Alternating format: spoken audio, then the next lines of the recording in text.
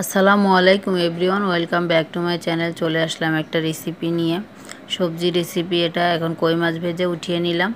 এখন দিয়ে দিলাম ওই তেলের ভিতরে আমি আর একটু তেল দিয়ে পেঁয়াজ কুচি দিয়ে দিলাম। পেঁয়াজ কুচিটা ভালোভাবে ভেজে নিলাম। এখন অল্প একটু পানি দিয়ে দিলাম কাঁচামরিচ, হলুদের গুঁড়া, মরিচের গুঁড়া, ধনিয়ার গুঁড়া, স্বাদ মতো লবণ। আপনারা হলুদ মরিচ যেমন খাবেন তেমনই দিবেন। এখানে কিন্তু আদা রসুন জিরার পেস্টও দিয়েছি, দিয়ে ভালোভাবে কষিয়ে মশলাটা ভালোভাবে কষানো হয়ে গিয়েছে। এখন দিয়ে দিলাম বরবটি আর আলু কেটে ধুয়ে রেখেছিলাম, ওটা দিয়ে ভালোভাবে কষিয়ে নিব।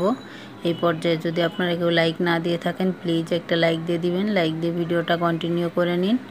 এখন ঢাকনা দিয়ে ঢেকে দিলাম। ঢাকনা দিয়ে ঢেকে আবারও ভালোভাবে একটু কষিয়ে নিলাম। এখন এভাবে যদি কষানো হয় না, খেতে খুবই ভালো লাগে।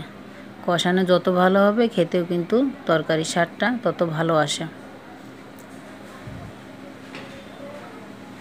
হ্যাঁ, আবার টমেটো কুচি দিয়ে দিলাম। টমেটোটা ছোট ছোট করে কেটে নিয়েছিলাম, দিয়ে আমি আবারও ভালোভাবে কষিয়ে নিব।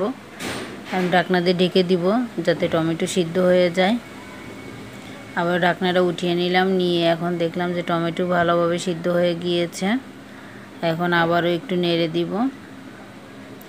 এখন দিয়ে দিব রান্নার পানি। অল্প করেই দিতে হবে, কারণ আলু, বরবটি, টমেটো এগুলো কিন্তু কষানোর ভিতরেই সিদ্ধ হয়ে গিয়েছে। এখন দিয়ে দিয়েছিলাম